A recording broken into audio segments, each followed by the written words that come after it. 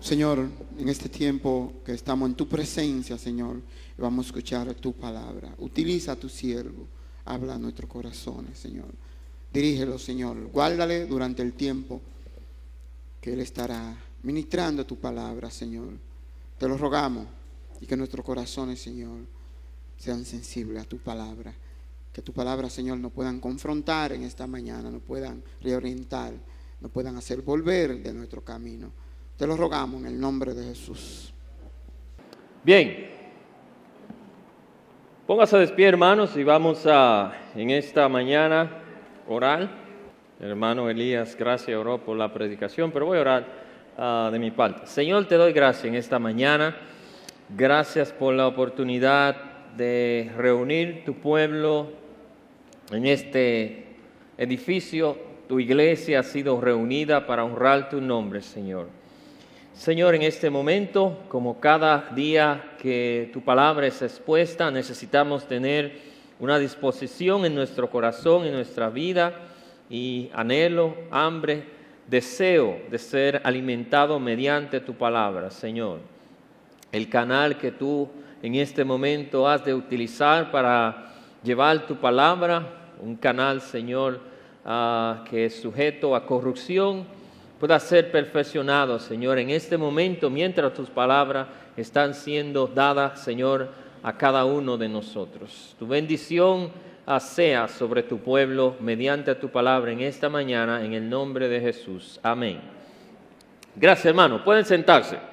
En esta mañana vamos a hablar con relación a cómo Cristo se preparó para ir a el Monte Calvario. Vamos a ver algunas cosas que pude encontrar que creo que fue lo que ayudó a Jesucristo a finalmente llegar al Monte Calvario. Podría haber más de la que yo he puesto aquí, pero voy a señalar algunas que entiendo que son muy importantes. Muchas veces podemos nosotros ver a una persona que llega y hace cierto logro, ya sea una persona que es un empresario hoy en día, ya sea una persona que perdió mucho peso, ya sea una persona que compró una casa, ya sea una persona que crió muchos hijos, ya sea una persona que ha sido positivo en la crianza de ganado, etcétera, etcétera.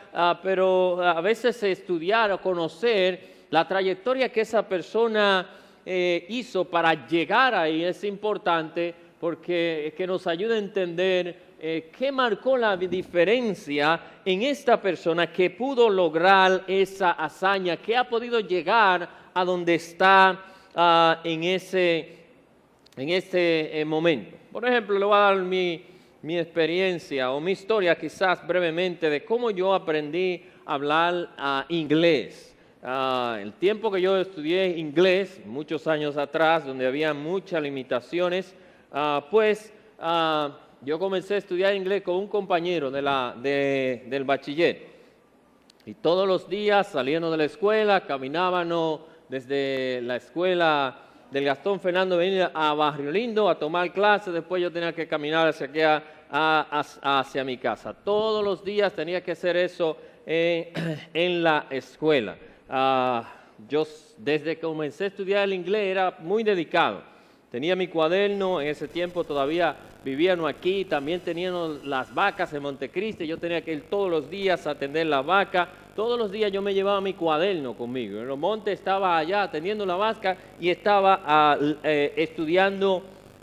estudiando mi cuaderno de inglés. Nunca me retrasé en la tarea que el profesor me hizo. De hecho, yo iba más avanzado de lo que él me daba. Él a veces quería, no, eso mañana, ya lo está hecho, nada más tiene que corregirlo. Yo iba siempre avanzado. Tenía que hacer diferentes. Bueno, mi papá me dijo, esa vaca tú lo ordeñas, lo que tú vendes la leche, entonces con eso tú vas a pagar la clase. Yo pagaba 100 pesos.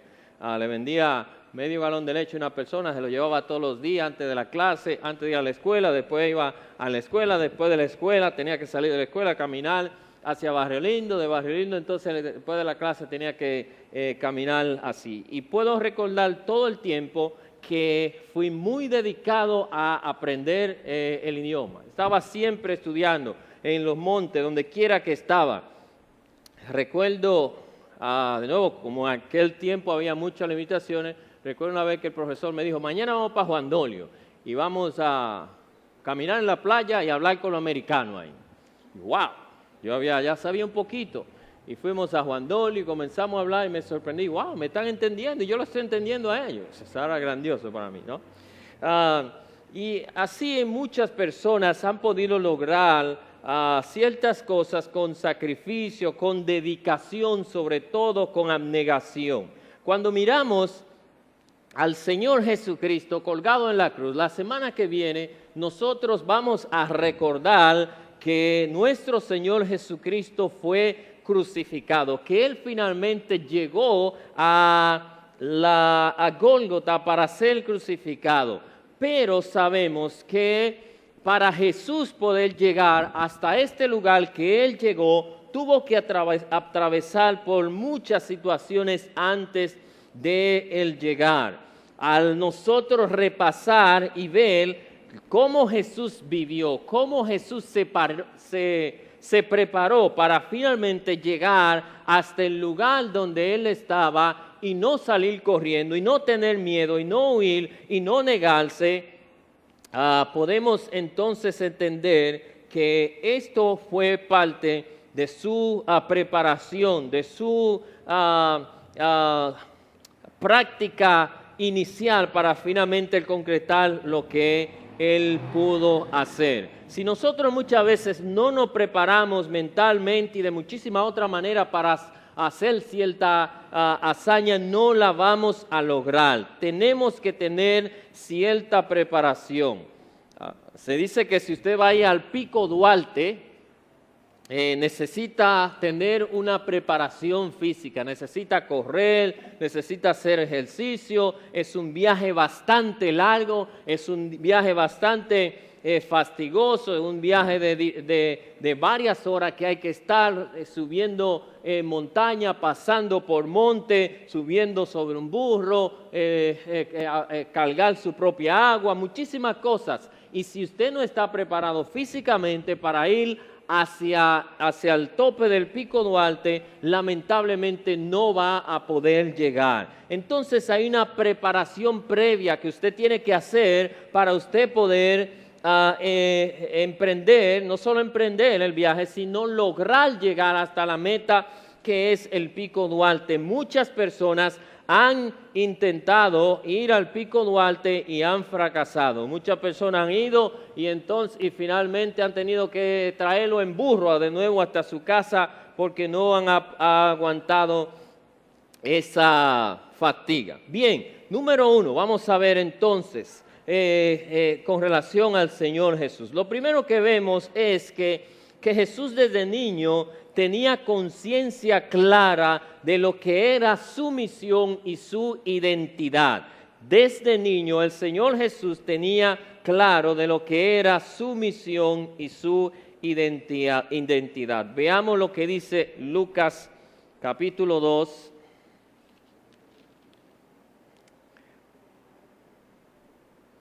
Lucas capítulo 2, versículo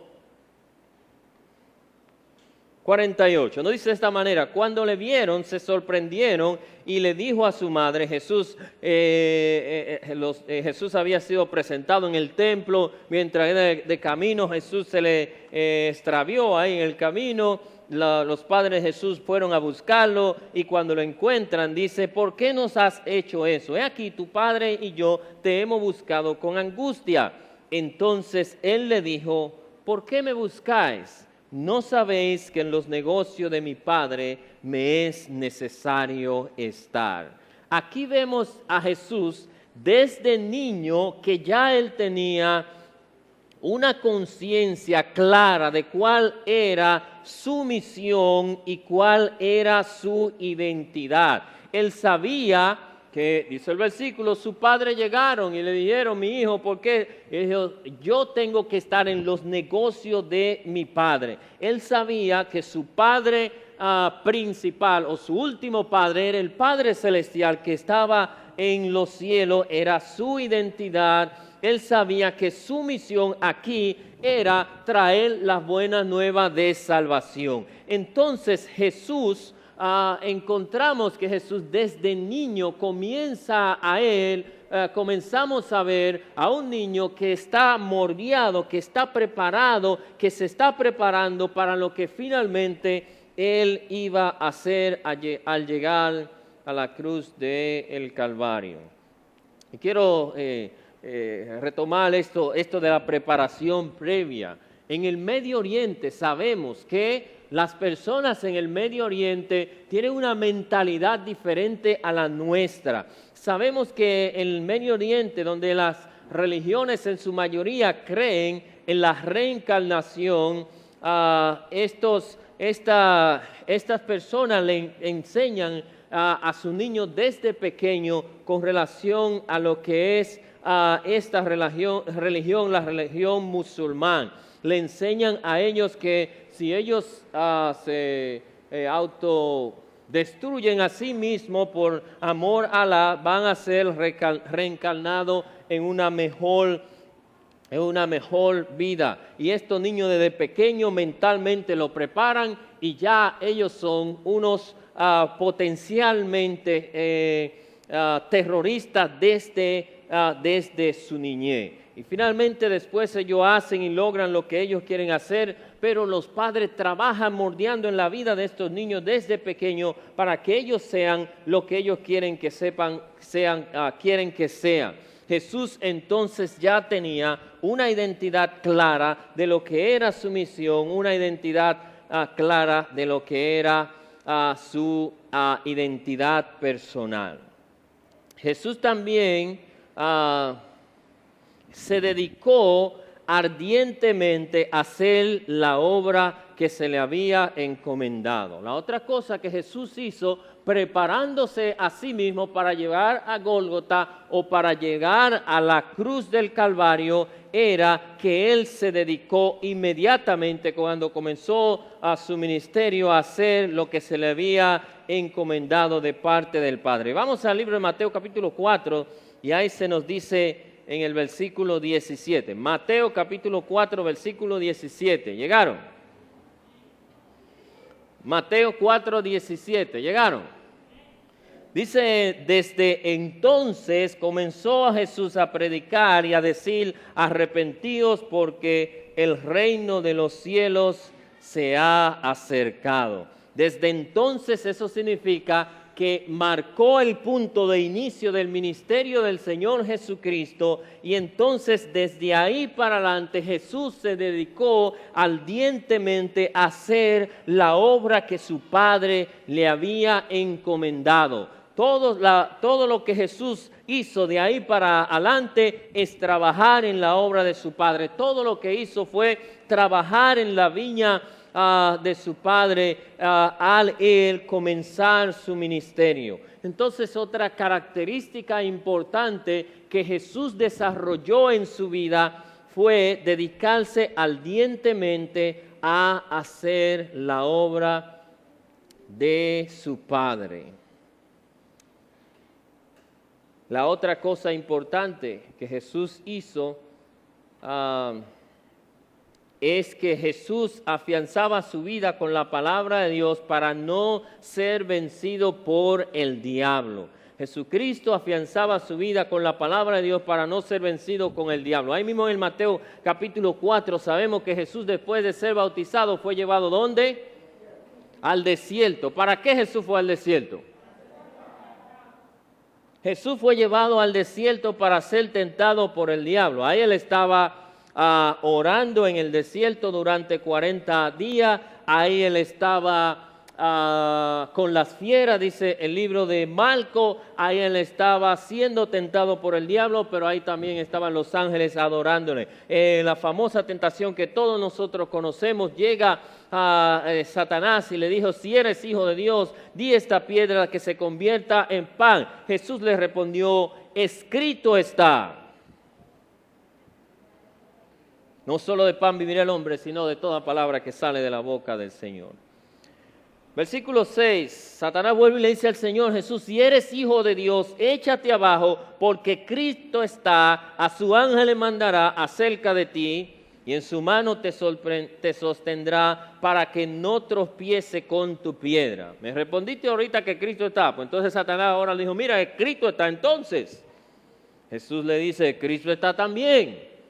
Se está hablando de un conocimiento profundo de las Sagradas Escrituras. Si nosotros hemos de vencer al enemigo, hemos de conocer las Escrituras. Entonces Jesús afirmó su vida, afiló, quizás es la mejor palabra, con la palabra de Dios para poder vencer a Satanás. ¿Cómo entonces es necesario para nosotros los cristianos tener un conocimiento de la palabra de Dios para poder vencer las tentaciones? Dice la palabra de Dios en el Salmo 119, versículo 49, de esta manera: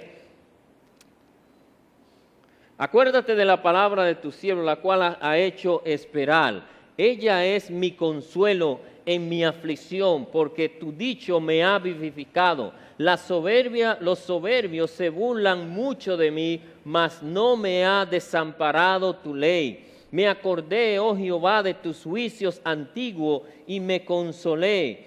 Horror se apoderó de mí a causa del inicuo que dejan tu ley. Cánticos fueron para mí tus estatutos en la casa en donde fui extranjero. Me acordé en la noche de tu nombre, oh Jehová, y guardé tu ley. Esta bendición tuve porque guardé tus mandamientos. Amén.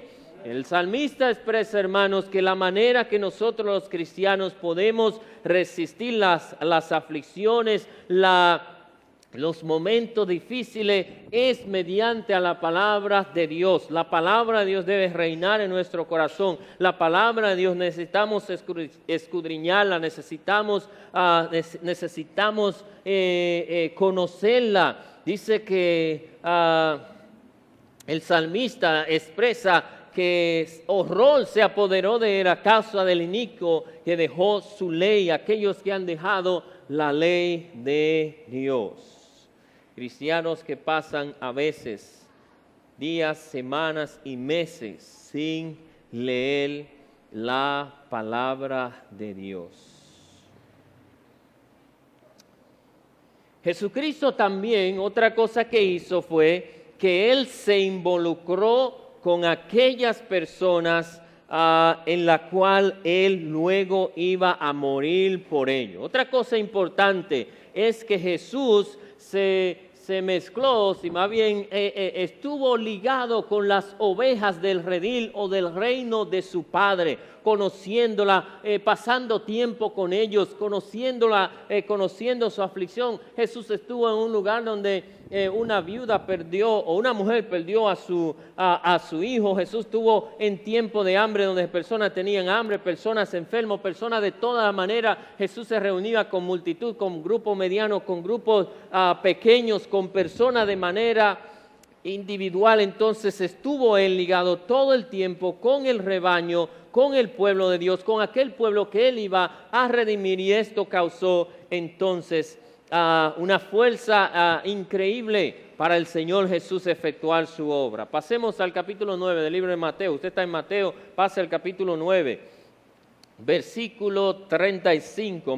Mateo 9, versículo 35. ¿Llegaron? Recogiendo Jesús toda ¿qué? No han llegado. Mateo 9, 35. Recorriendo Jesús toda ¿qué?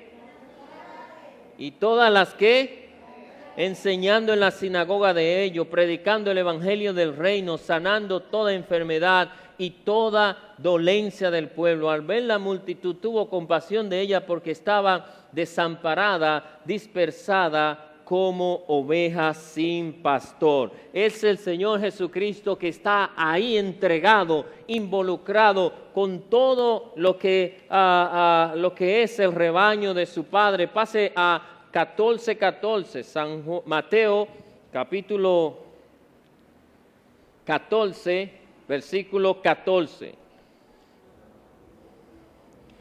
Saliendo Jesús vio una gran multitud y tuvo compasión de ella y sanó a los que estaban enfermos de muchas enfermedades. Capítulo 15, versículo 29. ¿Está conmigo? 15:29. ¿Llegó? Pasó Jesús de allí y fue a un lugar que se llamaba Galilea y subió al monte y se sentó, y acercándose mucha gente que traían consigo cojos, ciegos, mudos, manco y otros muchos enfermos, lo pusieron a los pies de Jesús y los sanó, de manera que la multitud se maravillaba viendo las muchas, a los mudos hablar, a los mancos sanados, a los cojos andar, a los ciegos ver, y glorificaban ¿a quién? Glorificaban al Dios de Israel. Amén. Entonces Jesús estaba involucrado fervientemente con el rebaño de su Dios. Se dice que si usted es pastor, usted tiene que oler a oveja, ¿no, verdad? Jesús estaba involucrado ahí. Esto fue parte de la preparación del Señor Jesús. Cuando luego Él estuviera allá en el monte Calvario, Él no saliera corriendo. Él pudiera pensar en mí, pudiera pensar en ese cojo que Él sanó. Él pudiera pensar en esa multitud de ciegos, de mudos y toda la gente que siempre vivía aglomerando al Señor Jesús. Él podía pensar de cuando Él vio esa gran multitud y tuvo compasión de ella. ¿Por qué? Porque estaban, dice el pasaje, estaban como oveja sin pastor. La otra cosa que Jesús hizo importante para poder llegar a la cruz y efectuar su obra es que Él no se dejaba halagar de las palabras dulces, que son a veces muy peligrosas. Hermanos, cuando a veces nosotros estamos subiendo, tenemos que tener mucho cuidado con los halagos que nos puede dar a hacer el enemigo. Y a veces esos halagos que nosotros vamos a recibir, lo vamos a recibir de adentro, de las personas de adentro, que puede ser peligrosa, y puede ser también de las personas de afuera que pueden halagarnos a nosotros. Pasé a Mateo capítulo 16, si usted estaba en el 15, Mateo capítulo 16.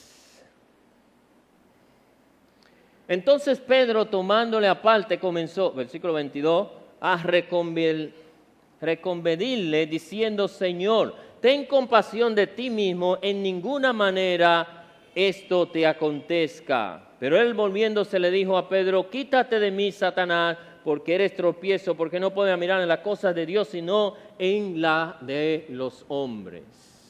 Aquí Pedro, siendo utilizado por Satanás, le hace un halago al Señor Jesús para que él no fuera a cumplir la misión final que él tenía de parte de su Padre. Y le dice: pero ten compasión de ti mismo, tú eres el Hijo de Dios, tú tienes poder, tú has sanado enfermedades, tú has caminado sobre el mar, tú has calmado la tempestad, haces ayuda para ti mismo. Y así mismo, pero Jesús no se dejó llevarse de esos halagos dulces y bonitos que finalmente venían de Satanás, sino que Él tuvo una conciencia clara y entendida de cuál era su misión. Hermanos, el mundo muchas veces, o Satanás muchas veces, va a traer halagos que a nuestro entendimiento van a sonar correctos y los razonables para nosotros hacerlo. Y en este caso, este halago viene de uno de adentro, de un cristiano, de uno que estaba cerca del Señor Jesús, de Simón Pedro.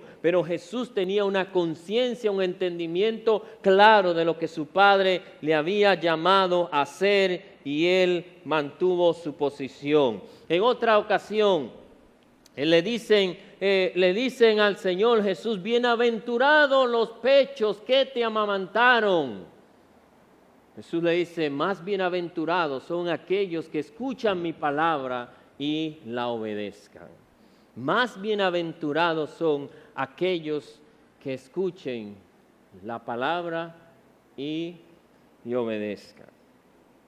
Hay un predicador que dijo algo, no recuerdo qué predicador es ese, que él una vez estaba, después del culto se iba, y cuando iba a cruzar la calle, una señora le voció, pastor, buen mensaje. Él andaba con otra persona y después le dijo a la persona, por poco yo miro para atrás. O sea, por poco yo caigo en el halago que me hizo esa persona de que, buen mensaje, eso va directamente al ego nuestro. Yo digo a la persona, a mí no me interesa que nadie me diga que es un buen mensaje. No, usted me dice qué usted aprendió, en qué el Señor le enseñó en esta mañana. Hermano, gracias por el mensaje, el Señor me enseñó esto, aprendí esto, vi esto del mensaje, lo que usted haya aprendido, más que decir buen mensaje o me gustó su enseñanza, eso no va para ningún lado. Jesús no estaba porfiado de esta cosa. Dice en el libro de San Juan que Jesús mismo no se fijaba en las personas porque Él conocía el corazón de todos ellos. Jesús no se llevaba de los halagos que las personas le hacían a Él. Jesús tenía un entendimiento, una mente cerrada, sentada, con un entendimiento correcto de quién era Él, de dónde Él iba y para qué había llegado aquí a la tierra.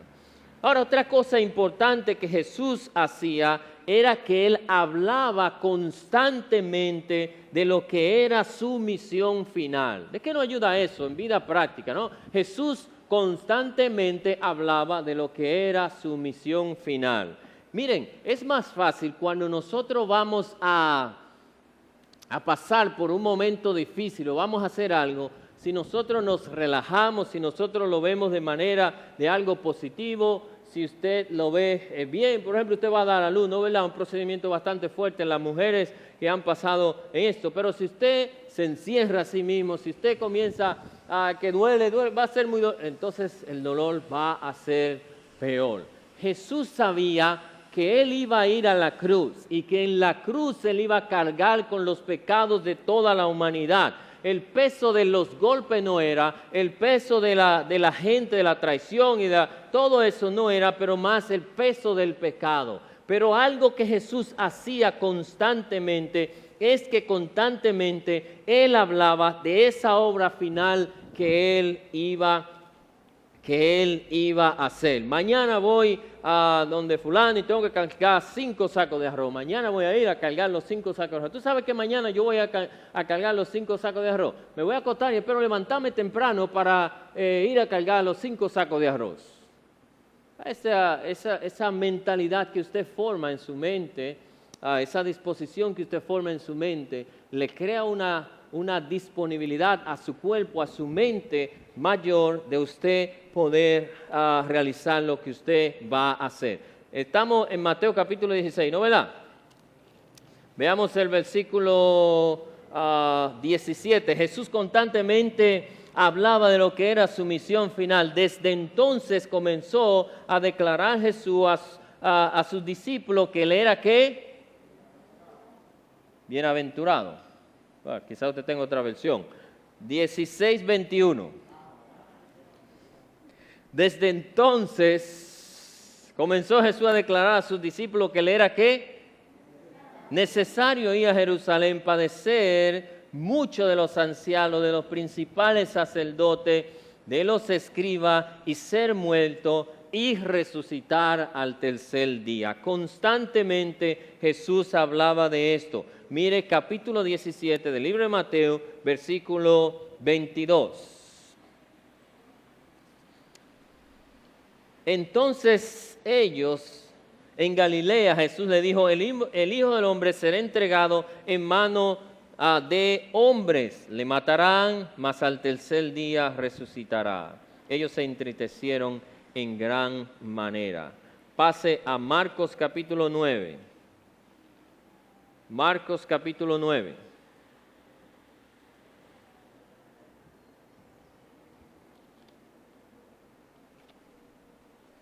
Marcos 9, versículo 30. ¿Llegaron?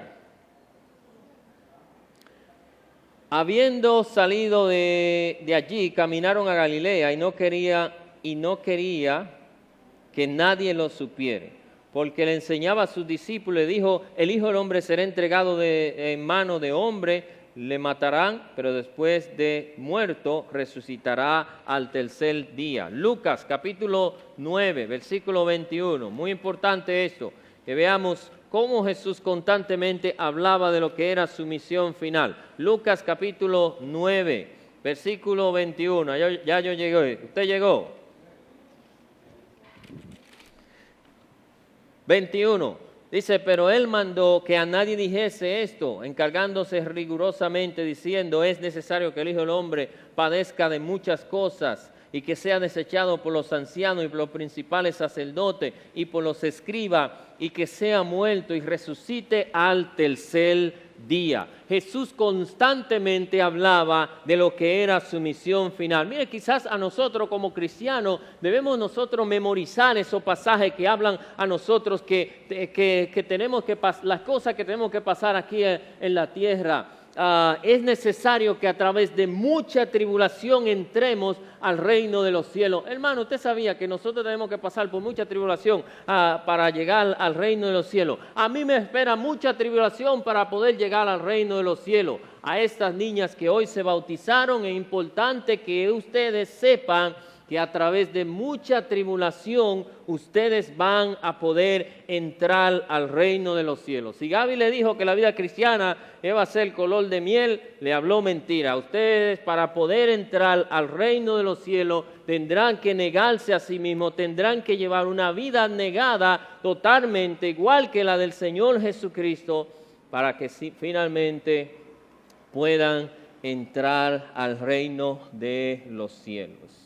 La otra cosa que Jesús hizo es que Jesús siempre se encomendaba al Padre. Esto es importante, ¿no, verdad?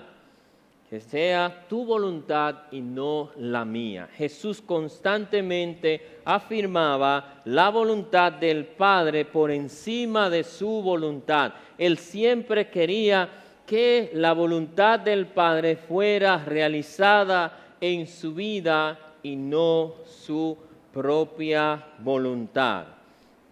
Y finalmente Jesús, antes de llegar su momento crucial, Jesús la pasó ¿de qué manera?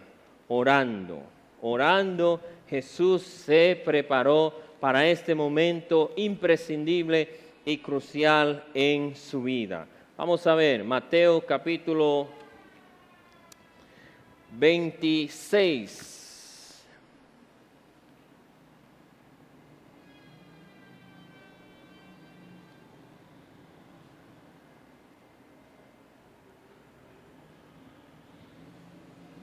Mateo 26, versículo 36. Cuando Jesús, aquí en este capítulo, Jesús ya podía desde ese lugar visualizar el monte Calvario. Jesús ya podría visualizar el lugar donde él iba a ser crucificado. Ya le había llegado a Jerusalén, la ciudad donde lo iban a apresar y luego lo iban a crucificar. Ya Judas Iscariotes había salido para entregar al Señor Jesús. Ya el complot para crucificar a Jesús o para apresarlo se había armado. Jesús visualizaba ya todas esas cosas cerca de su vida, y dice el pasaje que entonces llegó Jesús con ellos a un lugar llamado Getsemaní y dijo a sus discípulos: sentaos aquí entre tanto que yo voy y veo una película.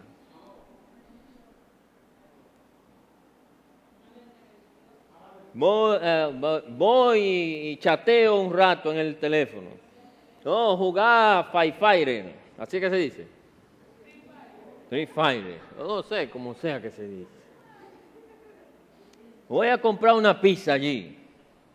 Esa es la palabra que dice el pasaje, entre tanto que voy allí y oro. Los discípulos no entendían mucho la importancia de esta oración. Tomando a Pedro, los hijos de Zebedeo, comenzó a entristecerse y angustiarse en gran manera. Entonces Jesús le dijo, mi alma está triste hasta la muerte, quedaos aquí, velad conmigo. Yendo un poco más adelante, se postró sobre su rostro orando, diciendo, Padre mío, si es posible, pasa de mí esta copa, pero que no se haga lo que yo quiero, sino como tú. Vino luego a sus discípulos, halló durmiendo y le dijo, así que no podéis velar conmigo una hora, velad y orad para que no entréis en tentación. El espíritu a la verdad está dispuesto, pero la carne, ¿qué es? La carne es débil, hermano. El espíritu está dispuesto, pero la carne es débil. Cuando usted se ahinque a orar, se va a recordar de un mensaje que tenía que mandarle a fulano de tal. Se va a recordar que, déjame abrir esta página para ver cómo se... Y el vestido, ¿cuánto costará aquel vestido? Va a venir todas las distracciones a vida y por haber que Satanás le va a traer a su vida para que no concentremos en lo que es la oración. El espíritu está dispuesto, pero la carne es débil. Otra vez fue y oró por segunda vez diciendo, Padre mío, si puede, pasa de mí esta copa, sino que yo la beba, hágase tu voluntad. Vino otra vez y halló durmiendo, porque los ojos de ellos estaban cargados de sueño, y dejándole se fue de nuevo, oró por tercera vez diciendo la misma palabra. Entonces vino a sus discípulos y dijo, dormid ya, descansar, he aquí que llegó, ¿qué? ¿Te están leyendo? ¿Están adivinando? Dormid ya, descansar, he aquí que ha llegado, ¿qué? ¿Qué hora fue que llegó?